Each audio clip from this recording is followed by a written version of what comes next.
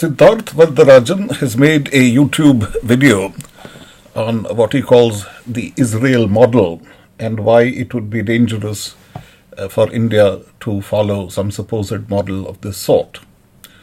I should explain that Varadarajan is an American citizen, not an Indian, and he co-owns and edits a leftist Indian news site.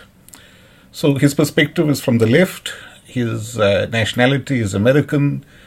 He is speaking in English, and though he attended Mayo College and his father was I think, a very corrupt IAS officer, so though his roots are in India, the fact of the matter is he is American, and he espouses a viewpoint quite different from that of the Indian masses. Now he says, in his video, he says, so deep does national sentiment in favor of the rights of the Palestinians run that regardless of which party is in power, the Indian government has so far remained formally committed to the cause of an independent, secure Palestine with East Jerusalem as its capital. Is this true?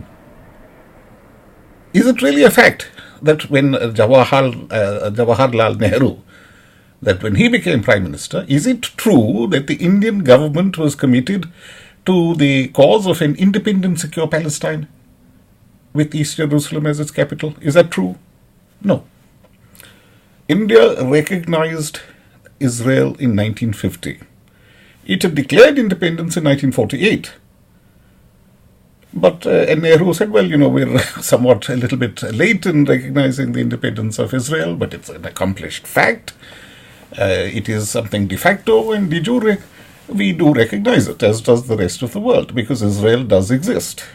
Israel had beaten the Arab armies, and at that time, the fact of the matter is there was no claim to a Palestinian state. What happened was that Egypt took Gaza, and the Jordanians, who had quite a good army under a British commander, they didn't fight with the Jews. They occupied the West Bank. That's what happened. There was no Palestine at all. Now, India did recognize or did establish relations with the PLO in 1974. So that's many years later. So that's 24 years after we recognize Israel. It's only then that we establish contact with the PLO, and that's largely due to the genius of Yasser Arafat. And you see, in 1988, Palestine declared independence. And then we recognized it, but this recognition was a dead letter. Because the Palestinians didn't become independent, they remained divided, and their condition, of course, was something that Indians felt sympathy for, without question. Contrary to what Siddharth claims, not one Indian in a million is deeply concerned or greatly exercised by this issue. So, in other words, the number of Indians who care about this is maybe 1,000. And are they hypocrites? Are they virtue signalers? How deep is their commitment? We can well ask. The vast majority of Indians have always been utterly unconcerned with this matter. Now, there may be pan-Islamic sentiment, or there may be a Jolawala type socialist sentiment in favor of Palestine. But then, pan-Islamic sentiment is about Rohingyas and Kashmir and this and that and 1,000 of other things. Some pan-Islamists say that Grenada should be given back to the Muslims, and Spain and so forth. Chin, Allama Iqbal's Tarana Milli, that says that, China is ours, Spain is ours, this is ours, that is ours. So there is an irredentist pan-Islamic sentiment, which of course also considers large parts of India to rightfully belong to Muslim peoples, and that's a matter for them. But the fact is that Indians don't care about this. Now, Siddharth, he admits that India has excellent relations with Israel. Uh, but what he says, Siddharth says that that has not come in the way of India taking a stand against Israel's violations of international law. The truth is, India has not taken any stand. It has just gone with the flow in these matters. Why? It turns out that not even the Muslims care about Palestine.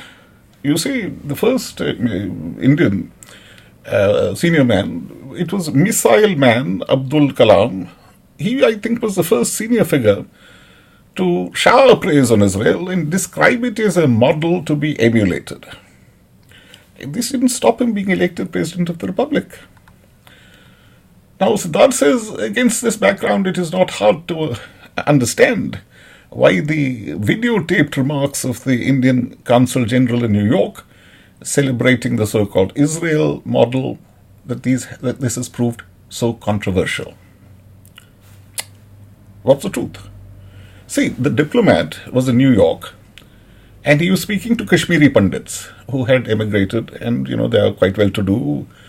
And what he was saying to them, he was saying that you will be able to return to the valley, not now, but a day may come. After all, look, after 2,000 years, the Jews returned to Palestine. So the thing is feasible. But it's not going to happen anytime soon, because you see, currently Muslims are still killing any Hindu Kashmiri. They are threatening and they are killing non-Kashmiri Muslims who are working in Kashmir Valley. They've had to run away. Bihari Muslims have had to run away. But of course, they're not killing those people who have guns and who will shoot back if you try to kill them. There they have become very peaceable.